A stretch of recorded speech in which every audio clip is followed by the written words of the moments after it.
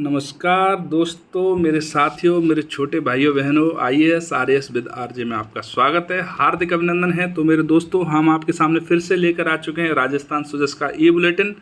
तो मित्रों, हम आएंगे सीधा देखो न्यूज़ आर्टिकल के डिस्कशन पर, लेकिन उससे पहले दो तीन छोटी छोटी बातें उसके बारे में बता दूं मैं आपको कि यदि आप राजस्थान के जो सुजस बुलेटिन है उसको रेगुलर फॉलो कर रहे हो तो आपके एग्ज़ाम में ये आपके लिए बहुत इंपॉर्टेंट होने जा रहा है।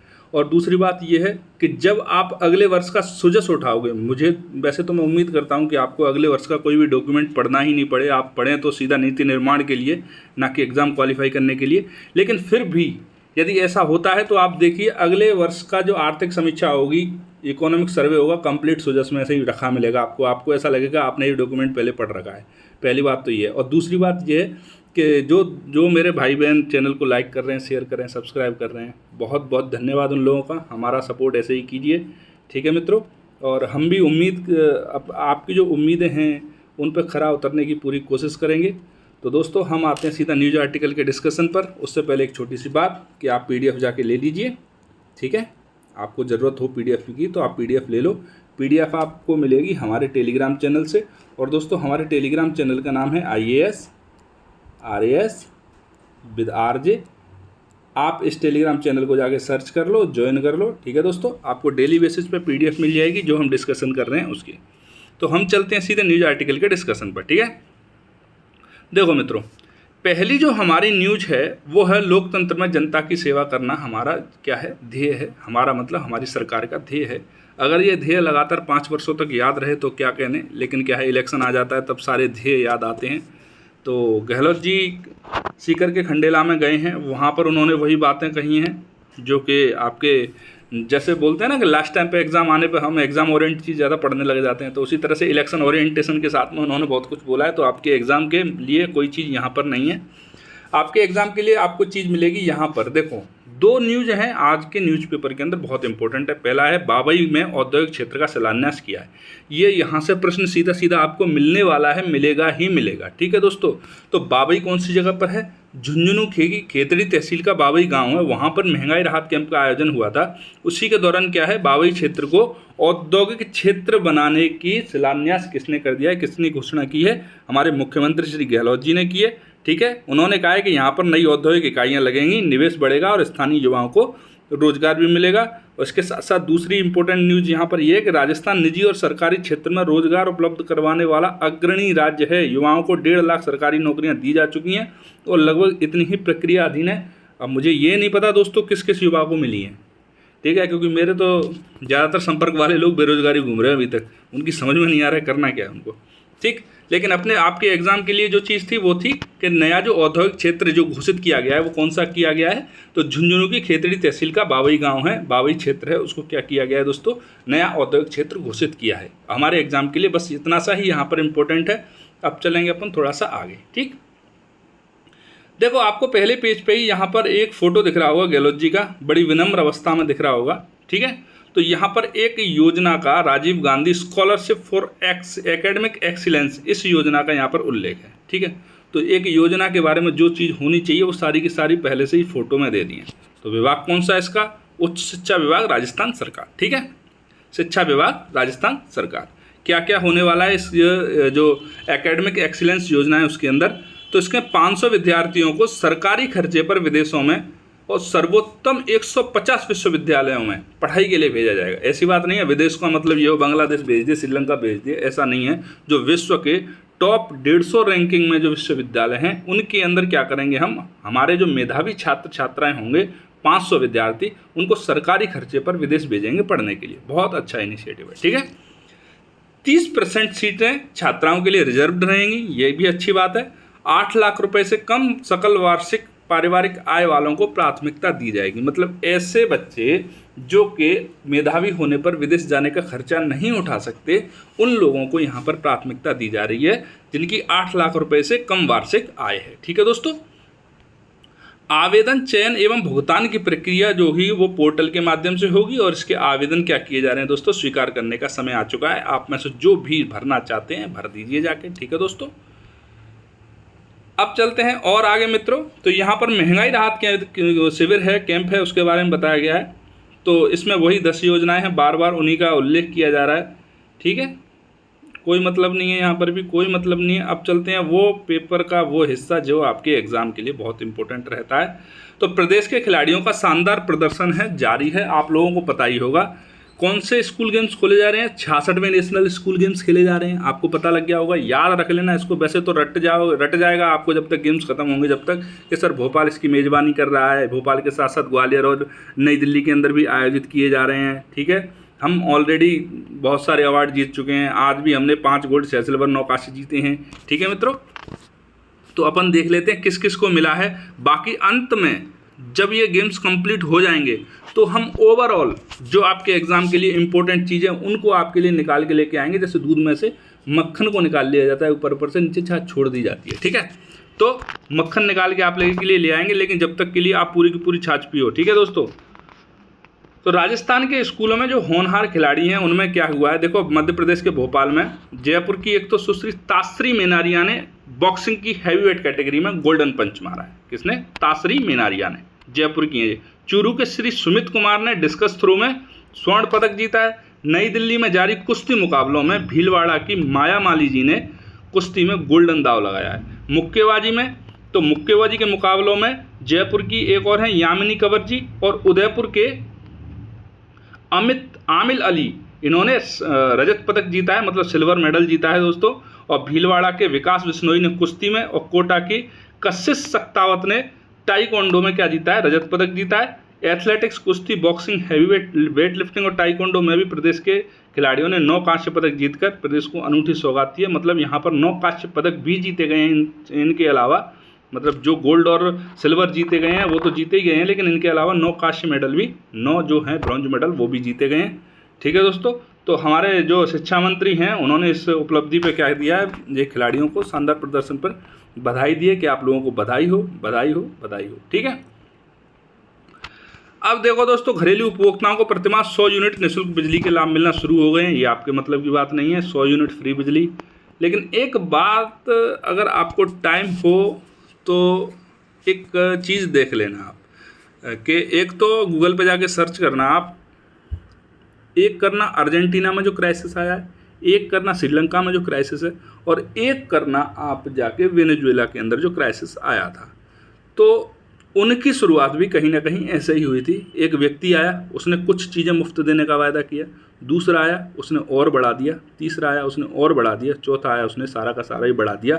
और अर्जेंटीना में और वेनेजुएला में तो स्थिति ये हो गई थी चुनावी वादे करते करते कि कई लोगों ने, जैसे राहुल गांधी जी ने बोला था ना हम 72,000 रुपये सालाना देंगे, उसी तरह से सैलरी तक की व्यवस्था कर दी थी कि प्रति परिवार सैलरी भी दी जाएगी आप लोगों को, 30,000 रुपये, 10,000 रुपये, 5,000 रुपये, जो भी होता है। तो ये सारी चीज़ें हैं ना, वो देश को गड्ढे में ले जाने की बातें हो रही हैं। फ्री अगर आपके सामने कोई लेकर आ रहा है दोस्तों, तो देखो दोस्तों, आप नहीं चुकाएंगे तो आपकी पीढ़ियां चुकाने वाली हैं, कोई तो चुकाएगा। ठीक है, अब चलते हैं अगले न्यूज आर्टिकल की तरफ। तो मेरे दोस्तों, हथकरघा बुनकर पुरस्कारों के लिए आवेदन, जो हथकरघा से जो बुनकर हैं उन लोगों को पुरस्कार दिए जाने हैं, तो उनके लिए आवेदन की बोल दिया है गवर्नमेंट ने कि भैया आप आवेदन करो, 21 जून तक आवेदन किए जाएंगे। इसका उद्देश्य क्या है दोस्तों? राज्य के हथकरघा बुनकरों को प्रोत्साहित करने की दृष्टि से राज्य सरकार द्वारा प्रतिवर्ष दिया जाता है ये वाला पुरस्कार, और कुछ नकदी भी दी जाती है। तो अभी तो सिर्फ आवेदन मांगे कि आप आवेदन करो कि कौन कौन व्यक्ति अपने आप को योग्य समझता है कि मुझे ये हथकरघा बुनकर पुरस्कार मिल सकता है, तो वो सारे लोग आप आवेदन करो। ठीक है, और आवेदन कौन कर सकता है? तो आवेदन वही लोग कर सकते हैं जो हथकरघा बुनाई पर कार्य पिछले 3 वर्षों से कर रहे हैं और साथ ही गत 3 वर्षों में उनका पुरस्कार के लिए चयन भी नहीं हुआ है। मतलब जो व्यक्ति 3 वर्ष से कम अनुभव रखता है वो भी इसके लिए जो है फॉर्म नहीं भर सकता है, आवेदन नहीं कर सकता है। और अगर पिछले 3 वर्षों में किसी व्यक्ति का चयन हो चुका है पुरस्कार के लिए, तो वो भी क्या करेगा, यहाँ पर आवेदन नहीं कर सकता है। तो आवेदन कौन करेगा? जिसको 3 वर्ष का अनुभव है और साथ ही साथ विगत 3 वर्षों से उसको कोई पुरस्कार नहीं मिला है। ठीक है दोस्तों, तो आपको पता लग गया पात्र कौन व्यक्ति हैं। ठीक है, और आपको ये भी पता लग गया कि इसका ये जो पुरस्कार दिए जाएंगे उनका उद्देश्य क्या है। ठीक है मित्रों, तो दोस्तों देखो, यहाँ इस पेपर को पढ़ने का यही फायदा होता है। अब आवेदन शुरू हुए तो आपको पता लगा, प्रोसेसिंग होगी तो आपको पता लगेगा, अवार्ड दिए जाएंगे तो आपको पता लगेगा। सारी चीज़ें आपको पता लगेंगी। और जब चीज़ें ऐसे लाइन बाई लाइन पता लगती हैं, एक चेन की तरह पता लगती हैं, तो पूरी नॉलेज एग्ज़ाम तक आपके दिमाग में स्टोर रहती है। इसीलिए बार बार लोग बोलते हैं कि न्यूज़पेपर से ही करंट अफेयर को तैयार करने की ज़्यादा से ज़्यादा कोशिश करो, क्योंकि न्यूज़पेपर के अंदर एक जो होती है खबर, वो फैक्ट के रूप में नहीं होती, वो पूरी प्रोसेसिंग होती है कंप्लीट शुरू से लेकर लास्ट तक की। और देखना आपको कितना फ़ायदा होने वाला है। जो 66वें नेशनल गेम्स हो रहे हैं, हथकरघा बुनकरों को जो पुरस्कार दिया जा रहा है, इस तरह की चीज़ों में आपको बहुत फ़ायदा होने वाला है। ठीक है। अब राजस्थान दलित आदिवासी उद्यम प्रोत्साहन योजना में अनुदान के लिए 22 जून को शिविर लगेगा। ठीक है। तो अपने लिए इंपॉर्टेंट क्या हो जाता है, ये वाली योजना। इस योजना को पहले भी अपन देख चुके हैं, लेकिन फिर से देख लो, क्योंकि दोस्तों योजनाएं हर रोज़ तैयार नहीं होती है, योजनाएं हर रोज़ नई नहीं बनती हैं। लेकिन मान लो कोई 100 योजनाएं हैं, आप उनको 10 दिन में पढ़ने के लिए बैठो, आपके दिमाग से स्लिप आउट हो जाएगी, व्यवस्था नहीं बैठेगी। लेकिन आप हर रोज़ 2-4 को रेगुलर ऐसे ही रिवीजन करते करते पढ़ते जाओगे, तो एग्ज़ाम तक आपके दिमाग के अंदर चिपक जाएगी बात। ठीक है। तो मित्रों, राजस्थान दलित आदिवासी प्रोत्साहन योजना के बारे में जान लेते हैं। तो ये किस विभाग के द्वारा संचालित की जा रही है? उद्योग एवं वाणिज्य विभाग के द्वारा। इसका उद्देश्य क्या है? राजस्थान के दलित और आदिवासी वर्ग के संबंध रखने वाले युवाओं को स्वरोजगार से जोड़ना है। भैया, अपना रोजगार सबसे बढ़िया, अपना स्वर्ग से सुंदर सपनों से प्यारा होता है भैया अपना घर और अपना रोजगार। ठीक है। ताकि राज्य के सर्वांगीण औद्योगिक विकास में वंचित वर्गों के युवाओं की भागीदारी को भी सुनिश्चित किया जा सके। अब आप देखिए, एक वर्ग है जिसका कोई योगदान ही नहीं है राज्य के, देश के विकास में, तो सोचिए कितनी ऊर्जा जो है, कितनी युवा अवस्था जो हैं वो वेस्ट जा रही हैं। लेकिन जब इस तरह की योजनाओं के माध्यम से उन प्रतिभाशाली युवाओं को जोड़ा जाएगा जो दलित और आदिवासी वर्ग से संबंधित हैं, उनको स्वरोजगार प्रदान किया जाएगा, तो देखिए ऑब्वियसली पूरा देश, पूरा राज्य एकदम से आगे बढ़ेगा। क्योंकि जो लोग आगे बढ़ाने का प्रयास कर रहे हैं वो तो कर ही रहे हैं, उसके साथ साथ और लोग भी जुड़ेंगे, तो क्या होगा, कंपटीशन बढ़ेगा, एक हेल्दी कंपटीशन बढ़ेगा। कंपटीशन भी ठीक नहीं है, लेकिन हेल्दी कंपटीशन हो तो बहुत अच्छी बात है। क्या क्या प्रावधान किए गए हैं इस योजना के अंतर्गत दोस्तों?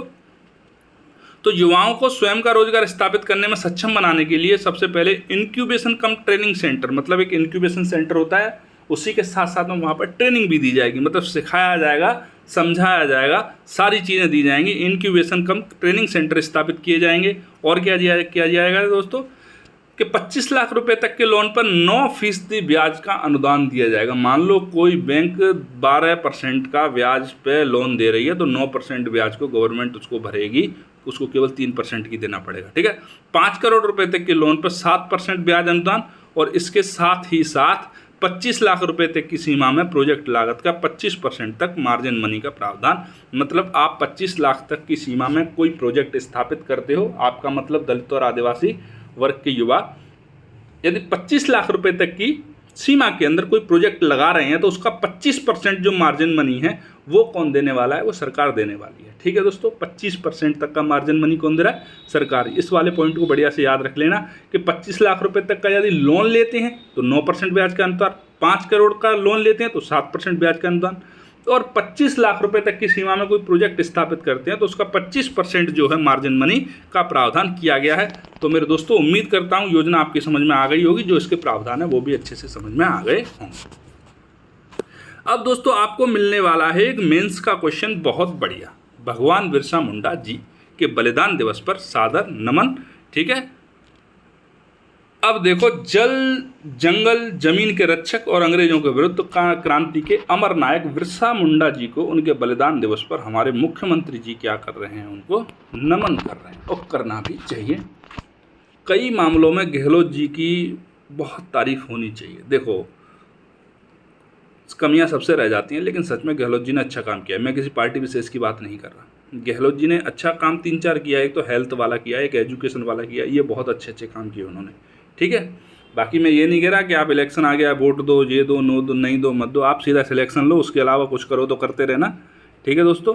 तो देखो, यहाँ से प्रश्न कैसे बनता है। पिछला अगर आप RAS का क्वेश्चन पेपर उठाएंगे पिछले, तो उसमें आपको कई सारे प्रश्न मिलेंगे जहाँ से किसी एक महान विभूति के बारे में 100 शब्दों में पूछ लेते हैं 10 अंकों का देके। जैसे पिछली बार आधुनिक भारत से पूछा गया था अरुणा आसिफ अली के बारे में, कि आप अरुणा आसिफ अली के बारे में बताइए। तो यहाँ से भी पूछ लिया जाएगा कि बिरसा मुंडा की उपलब्धियों का वर्णन कीजिए, बिरसा मुंडा जी के बारे में बताइए, बिरसा मुंडा की जीवन पर प्रकाश डालिए। और वो प्रकाश सीधा 10 अंकों का होता है। सीधी सीधी बात, वो प्रकाश नहीं होता, प्रसाद होता है। मतलब आ गया तो छक्का, नहीं आया तो क्लीन गोल्ड, सीधी सीधी बात है। तो और एक और बात जब आपकी सरकार किसी व्यक्ति विशेष के लिए नमन प्रस्तुत करती है, किसी व्यक्ति विशेष का जीवन का जयंती को मनाती है, तो वो लोग आपके एग्ज़ाम के लिए और भी ज़्यादा इंपॉर्टेंट हो जाते हैं, क्योंकि वो आपकी सरकार की नज़र में इंपॉर्टेंट है। ठीक है, तो चलो मेरे मित्रों चलते हैं, देखते हैं भगवान बिरसा मुंडा जी के बारे में। ठीक है, तो देखो इनका जो जन्म हुआ था मेरे मित्रों, वो हुआ था 1875 में मुंडा जनजाति में। आपने नाम के पीछे सरनेम देख ही लिया होगा, बिरसा मुंडा। इनके जीवन से जुड़ी हुई एक और है, इन्होंने क्या किया था बीच में, इनको लगा भैया वही ईसाई मिशनरी वगैरह आते रहते हैं, तो ये उनके प्रभाव में आ गए थे और इन्होंने अपना नाम बिरसा डेविड भी रख लिया था। लेकिन फिर उनकी समझ में एक बात आई कि अपनीच भगवान है। मतलब बिरसा जी का मानना था कि उन्होंने भगवान ने उनको भेजा है, वो लोगों की भलाई और दुख दर्द दूर करने के लिए भेजा है, खुद के दुख दर्द दूर करने के लिए थोड़ी भेजा है। तो उन्होंने कहा कि स्वयं अपनीच भगवान है भाई, जब भगवान ने मुझे चुना है लोगों के दुख दर्द दूर करने के लिए, तो अपनीच भगवान है। ठीक है, उनको धरती अब्बा के नाम से या जगत पिता के नाम से जानते हैं। धरती अब्बा, पूरी धरती के अब्बा, या फिर जगत पिता के नाम से जानते हैं। ठीक है, वर्ष 1899 और 1900 में बिरसा मुंडा के नेतृत्व में मुंडा विद्रोह हुआ छोटा नागपुर क्षेत्र झारखंड में। आप इसको रट लेना, मुंडा विद्रोह के बारे में प्रीलिम्स में प्रश्न बनता है, सीधा टकाटक आपसे पहले भी पूछा जा चुका है, आगे भी पूछा जा सकता है। यूपीएससी में पूछ लिया, एमपीपीएससी ने पूछ लिया, यूपीपीएससी ने पूछ लिया, आरएएस भी पूछेगा ही पूछेगा। ठीक है, हो सकता है इसको मुंडा विद्रोह ना कहकर वो मुंडा उलगुलान बोलते हैं, क्योंकि विद्रोह को जो आदिवासी लोग थे वो उलगुलान बोलते थे। मतलब क्या बोलें, उलगुलान का मतलब तो वही जाना जो बोलते थे। ठीक है दोस्तों, तो मुंडा विद्रोह कहाँ हुआ था? छोटा नागपुर क्षेत्र में 1899 से 1900 में। किसके नेतृत्व में हुआ था? बिरसा मुंडा जी के नेतृत्व में हुआ था। इस विद्रोह की शुरुआत क्या हुई? मुंडा जनजाति की पारंपरिक व्यवस्था थी खूंटी कटी, इसको जमींदारी व्यवस्था में परिवर्तित कर दिया अंग्रेजों ने। अब आप बोलोगे सर ये खूंट कटी क्या होता है? देखो दोस्तों, ये आदिवासी लोग क्या करते हैं, जब जंगल में रहते हैं तो वृक्षों की, वनों की कटाई करते हैं। कटाई करने के बाद वहाँ क्या करते हैं, खेतीबाड़ी करते हैं, उसको जलाते हैं और अगली जगह चले जाते हैं। अब एक बात समझिए, वो जो लोग उस जगह को साफ करते हैं, एक तो सारे लोग मिल के करते हैं, सारे लोग मिल के खेती करते हैं, और सारे लोगों का उस पर बराबर का अधिकार होता है, कोई ऊंचा ना कोई नीचा, और वो उसमें से आपस में बराबर बांट लेते हैं। यही होता है खूंट कटी की व्यवस्था। अब उसको अंग्रेजों ने क्या किया, एक जमींदार बना दिया। अब और सारे क्या हो गए, उसके नौकर हो गए, वहाँ पर काम करो, काम करके जो है उसमें से एक हिस्सा अंग्रेजों को पहुँचा दो। उनकी तो पूरी पारंपरिक व्यवस्था ही खत्म हो गई थी। तो उन लोगों ने क्या किया, इसको अपने व्यक्तिगत जीवन में अपने अधिकारों का हनन माना और क्या किया, उन्होंने विद्रोह कर दिया था। ठीक है, अब आपको पता लग गया विद्रोह क्यों हुआ, विद्रोह किसके नेतृत्व में हुआ, विद्रोह कब हुआ और कहाँ पर हुआ। ये चारों चीज़ें जो इंपॉर्टेंट होती हैं किसी विद्रोह के बारे में, वो आपको पता लग चुके हैं। ठीक है, इस विद्रोह में महिलाओं की भूमिका भी उल्लेख नहीं रही थी। अब देखो, उन्होंने जनता को जागृत किया था और जमींदारों और अंग्रेजों के खिलाफ में विद्रोह किया था। उन्होंने अंग्रेजों को कर देने, साहूकारों को ऋण पर ब्याज न भुगतान करने के लिए जनता को संगठित किया कि साहूकारों से जो ऋण ले लिया है उसको ना तो ब्याज दो ना ऋण दो लौटा के। ठीक है, इस प्रकार क्या हुआ, झारखंड में मुंडा शासन की स्थापना के लिए विद्रोह कर दिया कि भैया झारखंड में, जो बंगाल प्रेसिडेंसी के अंतर्गत आता था टाइम, देखो भैया तत्काल में क्या हुआ था, उस समय पर क्या था, जो बोलते हैं उस जगह पर, तो बंगाल के, आप जानते ही हो कि जो झारखंड था वो बिहार के अंदर आता था, और बिहार, उड़ीसा, पश्चिम बंगाल, ये बंगाल प्रेसिडेंसी के अंदर आते थे। तो कौन से क्षेत्र के अंदर हुआ था ये आंदोलन? बंगाल प्रेसिडेंसी में। ये भी आपसे पूछ सकता है कि मुंडा विद्रोह का संबंध निम्नलिखित से किस प्रेसिडेंसी से है? मुंबई प्रेसिडेंसी, कलकत्ता प्रेसिडेंसी, या बंगाल प्रेसिडेंसी जिसको बोलते हैं अपन। ठीक है, और चेन्नई जिसको मद्रास प्रेसिडेंसी बोलते थे। उन सारी चीज़ों के बारे में भी आपसे पूछा जा सकता है, इसलिए छोटी छोटी बातों पर ध्यान दें। इन्होंने क्या किया था, 2 सैन्य इकाइयों का गठन किया था।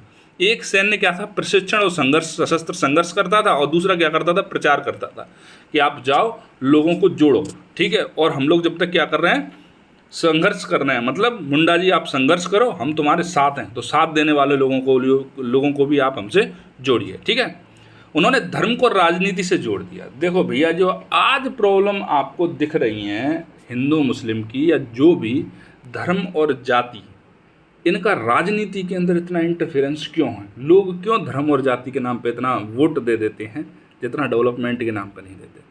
देखो दोस्तों, इसकी जो पहली बात तो है, मैं आपको कहूँ तो मैं भी हिस्ट्री ऑप्शनल का स्टूडेंट हूँ, तो मुझे पता है थोड़ा सा, मैंने ठीक ठाक लोगों से भी पढ़ा है। मैंने दिल्ली के अंदर बहुत बड़े बड़े टीचर, मेरे टीचर रहे थे, क्या नाम, मणिकांत सर, मैंने उनसे पढ़ा है, तो वो तो नहीं गलत बताएंगे, मुझे उन पर पूरा भरोसा है।